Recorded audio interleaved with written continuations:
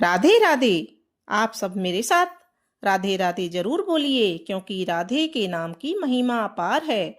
आज हम सुनेंगे कार्तिक मास मातम्य कथा, अध्याय नंबर 6।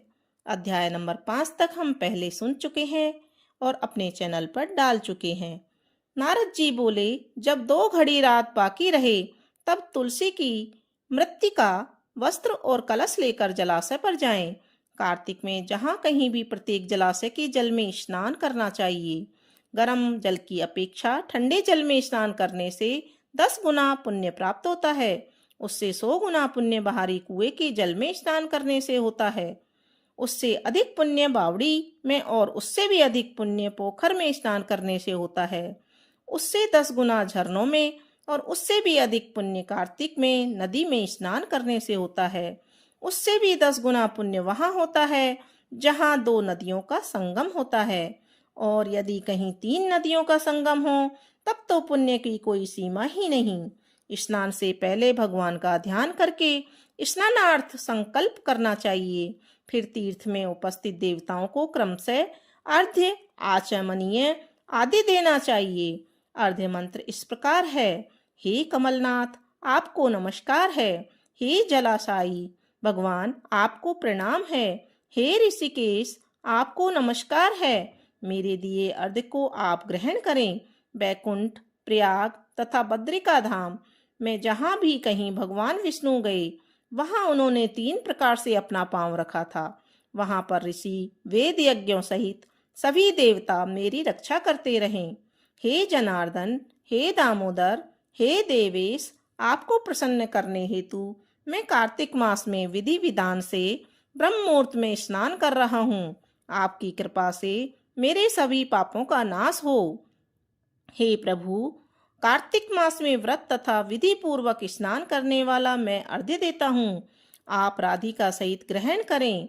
हे कृष्ण, हे बलशाली, राक्षसों का संहार करने वाले भगवान, हे पापों का नाश करने वाले, कार्तिक मास में प्रतिदिन दिए हुए मेरे इस अर्घ्य द्वारा कार्तिक स्नान का व्रत करने वाला फल मुझे प्राप्त हो। तत्पश्चात विष्णु, शिव तथा सूर्य का ध्यान करके जल में प्रवेश कर नाभि के बराबर जल में खड़े होकर विधि पूर्वक स्नान करना चाहिए। गृहस्थी को तिल और आंवले का चूर्ण लगाकर तथा विधवा स्त्री व यति को तुलसी की जड़ की मिट्टी लगाकर स्नान करना चाहिए। सप्तमी, अमावस्या, नवमी, त्रयोदशी, द्वितीया, दसवीं आदि तिथियों को आंवला तथा तिल से स्नान करना वर्जित माना गया है। स्नान करते हुए निम्न शब्दों का उच्चारण करना चाहिए। जिस भक्ति भाव से भगवान ने देवताओं के कार्य के लिए 3 प्रकार के रूप धारण किया था, वही पापों का नाश करने वाले भगवान विष्णु अपनी कृपा से मुझे पवित्र बनाए। जो अमनुष्य भगवान विष्णु की आज्ञा से कार्तिक व्रत करता है, उसकी इंद्रादि सभी देवता रक्षा करते हैं। इसलिए वह मुझे पवित्र करे। बीजों, रहस्यों तथा यज्ञों सहित वेदों के मंत्र कश्यप आदि ऋषि, इंद्रादि देवता मुझे पवित्र करें। अदिति आदि सभी नारियां, यज्ञ सिद्ध सर्प और समस्त औषधियां, मैं तीनों लोकों के पहाड़ मुझे पवित्र करें।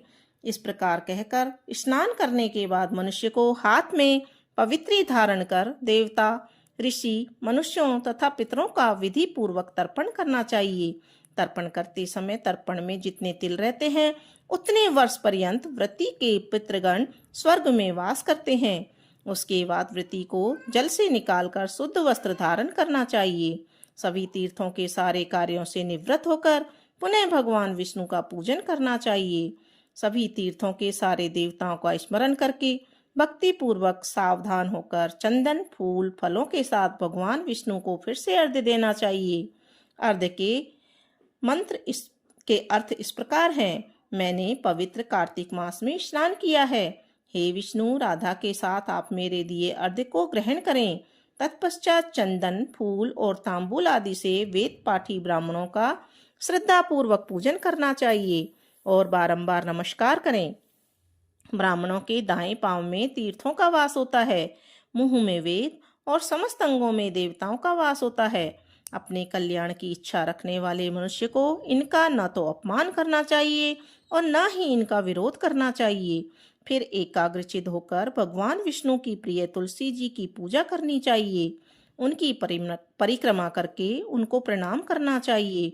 हे देवी तुलसी, देवताओं ने ही प्राचीन काल से तुम्हारा निर्माण किया है और ऋषियों ने तुम्हारी पूजा की है। हे विष्णु प्रिया तुलसी, आपको नमस्कार है। आप मेरे समस्त पापों को नष्ट करो। इस प्रकार जो मनुष्य भक्ति पूर्वक कार्तिक व्रत का अनुष्ठान करते हैं, वे संसार के समस्त सुखों का भोग करते हुए अंत में मोक्ष को प्राप्त होते हैं। बोलो विष्णु भगवान की जय। बोलो राधे राधे। आज हम सुनेंगे कार्तिक मास का मातम्य कथान, अध्याय नंबर 7। नारद जी ने कहा, हे राजन, कार्तिक मास में व्रत करने वालों के नियमों को मैं संक्षेप में बतलाता हूँ, उसे आप सुनिए। व्रती को सब प्रकार के आमिष, मांस, उड़द, राई, खटाई तथा नशीली वस्तुओं का त्याग कर देना चाहिए। व्रती को दूसरे का अन्न ग्रहण नहीं करना चाहिए, किसी से द्वेष नहीं करना चाहिए और तीर्थ के अतिरिक्त अन्य कोई यात्रा नहीं करनी चाहिए। देवता, वेद, ब्राह्मण, गाय, व्रती, नारी, राजा तथा गुरुजनों की निंदा भी नहीं करनी चाहिए। व्रती को दाल, तिल, पकवान, वैदान किया हुआ भोजन ग्रहण नहीं करना चाहिए। किसी की चुगली या निंदा भी नहीं करनी चाहिए। किसी भी जीव का मांस नहीं छूना चाहिए। पान, कत्था, चूना, नींबू, मसूर, बासी तथा झूठे अन्न का भी प्रयोग नहीं करना चाहिए। गाय, बकरी, भैंस के अतिरिक्त अन्य किसी पशु का दूध नहीं पीना चाहिए। कांस्य के पात्र में रखा हुआ पंचगव्य, बहुत छोटे घड़े का पानी तथा केवल अपने लिए ही पका हुआ अन्न प्रयोग करना चाहिए। कार्तिक माह का व्रत करने वाले मनुष्य को सदैव ब्रह्मचर्य का व्रत का पालन करना चाहिए। उसे धरती पर सोना चाहिए और दिन के चौथे पहर में केवल एक बार पत्तल पर भोजन करना चाहिए। व्रती कार्तिक माह में केवल नरक चतुर्दशी, जिसे छोटी दिवाली भी कहा जाता है, के दिन ही शरीर में तेल लगा सकता है। कार्तिक माह में व्रत करने वाले मनुष्य को सिंघाड़ा, प्याज, मट्ठा, गाजर, मूली, काशी फल, लौकी, तरबूज आदि इन वस्तुओं का प्रयोग बिल्कुल नहीं करना चाहिए। राजस्वला, चांडाल, पापी, मलेच्छ, पतित, व्रतहीन, ब्राह्मण द्रोही और नास्तिकों से बातचीत नहीं करनी चाहिए। भगवान विष्णु को प्रसन्न करने के लिए अपनी शक्ति के अनुसार चांद्रायण आदि का व्रत करना चाहिए और उपयुक्त नियमों का पालन करना चाहिए। व्रती को प्रतिपदा को कुम्हड़ा, द्वितीया को कटहल, तृतीया को तरुणी स्त्री, चतुर्थी को मूली, पंचमी को बेल, षष्ठी को तरबूज, सप्तमी को आंवला, अष्टमी को नारियल, नवमी को मूली, दसवीं को लौकी, एकादशी को परवल, द्वादशी को बेर, त्रयोदशी को मट्ठा, चतुर्दशी को गाजर और पूर्णिमा को साग का प्रयोग नहीं करना चाहिए। रविवार को आंवला का प्रयोग नहीं करना चाहिए। कार्तिक माह में व्रत करने वाला मनुष्य यदि इन शाकों में से किसी शाक का सेवन करना चाहे तो पहले ब्राह्मण को देखकर ग्रहण करे। यही विधान माघ माह के व्रत के लिए भी है। देवोत्थानी एकादशी में पहले कही गई विधि के अनुसार नित्य जागरण, गायन, वादन आदि करना चाहिए। इसको विधि पूर्वक करने वाले मनुष्य को देखकर यमदूत ऐसे भाग जाते हैं जैसे सिंह की गर्जना से हाथी भाग जाते हैं। कार्तिक माह का व्रत सभी व्रतों में श्रेष्ठ है। इसके अतिरिक्त जितने भी व्रत यज्ञ हैं वह 1000 की संख्या में किए जाने पर भी इसकी तुलना नहीं कर सकते, क्योंकि यज्ञ करने वाले मनुष्य को सीधा वैकुंठ की प्राप्ति होती है। जिस प्रकार राजा की रक्षा उसके अंगरक्षक करते हैं, उसी प्रकार कार्तिक माह का व्रत करने वाले की रक्षा भगवान विष्णु की आज्ञा से इंद्रादि देवता करते हैं। व्रती मनुष्य जहाँ कहीं भी रहता है वहीं पर उसकी पूजा होती है, उसका यश फैलता है। उसके निवास स्थान पर भूत, पिशाच आदि कोई भी नहीं रह पाते। विधि पूर्वक कार्तिक माह का व्रत करने वाले मनुष्यों के पुण्यों का वर्णन करने में ब्रह्मा जी भी असमर्थ हैं।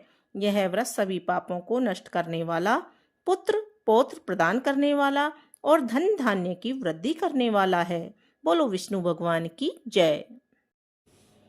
जिसकी दया से सरस्वती भाव रही उपजाए, कार्तिक महात्म्य का कमल लिखे 8वां अध्याय। तो बहनों, आज हम कार्तिक मास महात्म्य की कथा अध्याय नंबर 8 सुनने जा रहे हैं। नारद जी बोले कि अब मैं कार्तिक व्रत के उद्यापन का व्रत करता हूँ, जो सब पापों का नाश करने वाला है। व्रत का पालन करने वाला मनुष्य कार्तिक शुक्ला चतुर्दशी को व्रत व व्रत की पूर्ति और भगवान विष्णु की प्रीति के लिए उद्यापन करे। तुलसी के ऊपर एक सुंदर मंडप बनावे, उसे केले के खम्भों से संयुक्त कर नाना प्रकार की धातुओं से उसकी विचित्र शोभा बढ़ावे। मंडप के चारों ओर दीपकों की श्रेणी सुंदर ढंग से सजाकर रखे। उस मंडप में सुंदर बंधनवारों से सुशोभित 4 दरवाजे बनावे। उन्हें फूलों से तथा चंदन या चंवर से सुसज्जित करे। द्वारों पर पृथक पृथक मिट्टी के द्वारपाल बनाकर उनकी पूजा करें, जिनके नाम इस प्रकार रहेंगे: जय, विजय, चंड, प्रचंड, नंद, सुनंद, कुमुद और कुमुदाक्ष। उन्हें चारों दरबारों पर 2-2 के क्रम में स्थापित कर भक्ति पूर्वक पूजन करें।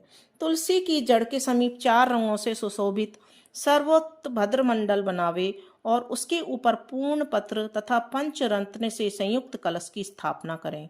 कलश के ऊपर शंख, चक्र, गदाधारी भगवान विष्णु का पूजन करें। भक्ति पूर्वक उस तिथि में उपवास करें तथा रात्रि में गीत, वाद्य, कीर्तन आदि मंगलमय आयोजनों के साथ जागरण करें। जो भगवान विष्णु के लिए जागरण करते समय भक्ति पूर्वक भगवत संबंधी पदों का गान करते हैं, वे सैकड़ों जन्मों की पाप राशि से मुक्त हो जाते हैं। जो मनुष्य भगवान के निमित्त जागरण करके रात्रि भर भगवान का कीर्तन करते हैं, उनको असंख्य गोदान का फल मिलता है। जो मनुष्य भगवान की मूर्ति के सामने नित्य गान करते हैं, उनके अनेक जन्मों के एकत्रित पाप नष्ट हो जाते हैं। और जो भगवान के सम्मुख बैठकर कीर्तन करते हैं और बंसी आदि बजाकर भगवत भक्तों को प्रसन्न करते हैं तथा भक्ति से रात्रि भर जागरण करते हैं, उन्हें करोड़ों तीर्थ करने का फल मिलता है। उसके बाद पूर्णमासी में एक सपत्नीक ब्राह्मण को निमंत्रित करें। प्रातःकाल स्नान और देव पूजन करके वेदी पर अग्नि की स्थापना करें और भगवान की प्रीति के लिए तिल और खीर की आहुति दें। होम की शेष विधि पूरी करके भक्ति पूर्वक ब्राह्मणों को पूजन करें और उन्हें यथाशक्ति दक्षिणा दें। फिर उनसे इस प्रकार क्षमा याचना करें: आप सब लोगों की अनुकंपा से मुझ पर भगवान सदैव प्रसन्न रहें। इस व्रत को करने से मेरे 7 जन्मों के किए हुए पाप नष्ट हो जाएं और मेरी संतान चिरंजीवी हो। इस पूजा के द्वारा मेरी सभी मनोकामनाएं पूर्ण हो। मेरी मृत्यु के पश्चात मुझे अतिशय दुर्लभ विष्णु लोक की प्राप्ति हो।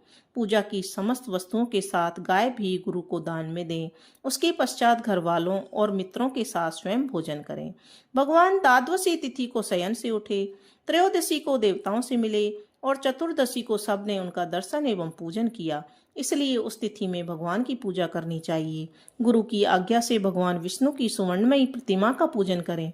इस पूर्णिमा को पुष्कर तीर्थ की यात्रा श्रेष्ठ मानी गई है। कार्तिक माह में इस विधि का पालन करना चाहिए। जो इस प्रकार कार्तिक के व्रत का पालन करते हैं, वे धन्य हैं और पूजनीय हैं। उन्हें उत्तम फल की प्राप्ति होती है। जो भगवान विष्णु की भक्ति में तत्पर हों, कार्तिक में व्रत का पालन करते हैं, उनके शरीर में स्थित सभी पाप तत्काल नष्ट हो जाते हैं। जो श्रद्धा पूर्वक कार्तिक के उद्यापन का महात्म्य सुनता है या सुनाता है, वह भगवान विष्णु का सायुज्य प्राप्त करता है। बोलो विष्णु भगवान की जय। राधे राधे आप सभी को। आज हम कार्तिक मास महात्म्य कथा अध्याय नंबर 9 सुनने वाले हैं, जिसमें तुलसी जी की महत्ता और उनके जन्म का प्राचीन इतिहास का हमें पता चलेगा। उनसे संबंधित ये कहानी हम शुरू करते हैं। राजा पृथु ने कहा, हे मुनि श्रेष्ठ नारद जी, आपने कार्तिक माह के व्रत में जो तुलसी की जड़ में भगवान विष्णु का निवास बतलाकर उस स्थान की मिट्टी की पूजा करना बतलाया है। अतः मैं श्री तुलसी के महात्म्य को सुनना चाहता हूँ। तुलसी जी कहाँ और किस प्रकार उत्पन्न हुई, यह बताने की कृपा करें। नारद जी बोले, राजन, अब आप तुलसी की महत्ता तथा उनके जन्म का प्राचीन इतिहास ध्यान पूर्वक सुनिए। एक बार देवगुरु बृहस्पति और देवराज इंद्र भगवान शंकर का दर्शन करने कैलाश पर्वत की ओर चले।